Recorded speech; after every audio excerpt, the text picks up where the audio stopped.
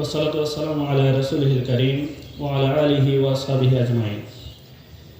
মানবতার মুক্তির আন্দোলন বাংলাদেশ জামাত ইসলামী রশিদনগর ইউনিয়ন শাখা কর্তৃক আয়োজিত আজকের এই পুনর্মিলন ও সাংস্কৃতিক সন্ধ্যা অনুষ্ঠানের সম্মানিত প্রধান অতিথি, আমন্ত্রিত অতিথিবৃন্দ, সম্মানিত রশিদনগর ইউনিয়ন শাখার শহীদ কাবুলা সাবেক দায়িত্বশীল বৃন্দ, জামাত ইসলামী রশিদনগর ইউনিয়ন শাখার সাবেক সভাপতিবৃন্দ, উপস্থিত আজকের রশিদনগর ইউনিয়নের সর্বস্তরের আমার প্রাণপ্রিয় মুরব্বী ভাই বন্ধুগণ, আসসালামু আলাইকুম রহমতুল্লাহ।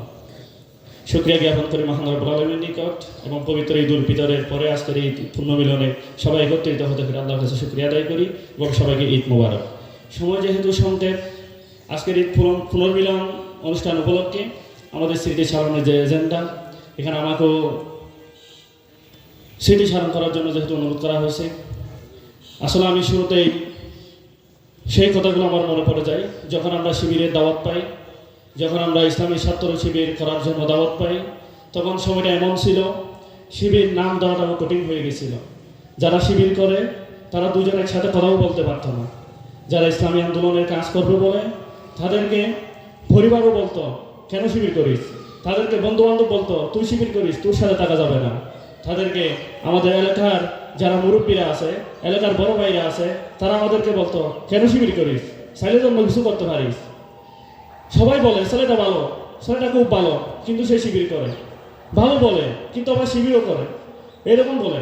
তখন আমাদের মনে আমার মনে আরও বেশি উজ্জীবিত হয়ে এই শিবিরে কি আছে, শিবির করলেই অপরাধ, শিবির নাম ধরলেই অপরাধ, কিন্তু শিবির যে করে তাকেই ভালো বলে।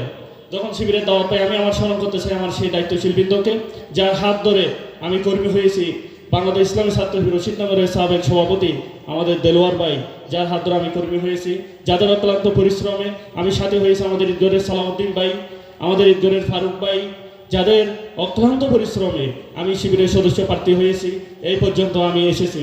আমাদের সেই সংগ্রামী দায়িত্বশীল বৃন্দকে আমি শ্রদ্ধার সাথে স্মরণ করি এবং আমি আমার বলতে চাই, শিবির করার কারণে আমাকে বাড়িতে যখন প্রহার করা হয়েছিল, বাড়িতে যখন বের করে দেওয়া হয়েছিল, তখন আমার শরীরের রক্তের গায়ে একটা দাগ দেখে আমার একজন ভাই তখন কর্মী হওয়ার জন্য উদ্যুত হয়ে গেছিল। তখন আমরা চিন্তা করতাম শিবির করছি, আমি শিবিরের জন্য আমরা কাজ করতেছি, ইসলামের জন্য কাজ করতেছি। শিবিরে যখন আমরা কোনো প্রোগ্রামে যাই, প্রশিক্ষণে যাই, প্রশিক্ষণ প্রোগ্রামে, তখন আমাদের প্রশিক্ষণ প্রোগ্রামে আমাদেরকে তো শেখানো হতো কোরআন তেলাওয়াত কীভাবে করতে হয়, আমাদের শেখানো হতো নিয়মিত ক্লাসের পাঠ্যপুস্তকগুলো বই পড়তে হয়। তখন আমাদের মনে আসতো আমাদের বড় ভাইয়েরা, আমাদের মা বাবারা, আমাদের চাচা মুরব্বীরা বলতো শিবির করতে পারবে না, শিবির করলে সমস্যা, পুলিশে ধরে নিয়ে যায়। এমন একটা মুহূর্তে আমাদেরকে যারা এই আন্দোলনে শরীক করার জন্য সুযোগ করে দিয়েছেন, আমি আবারও আমাদের সেই দায়িত্বশীলদেরকে ধন্যবাদ জানিয়ে আমি আমার চিঠিধারণ এখানে শেষ করছি। সম্মানিত উপস্থিতি, এই পর্যায়ে আজকে স্মৃতি স্মরণ করার জন্য অনুরোধ জানাচ্ছি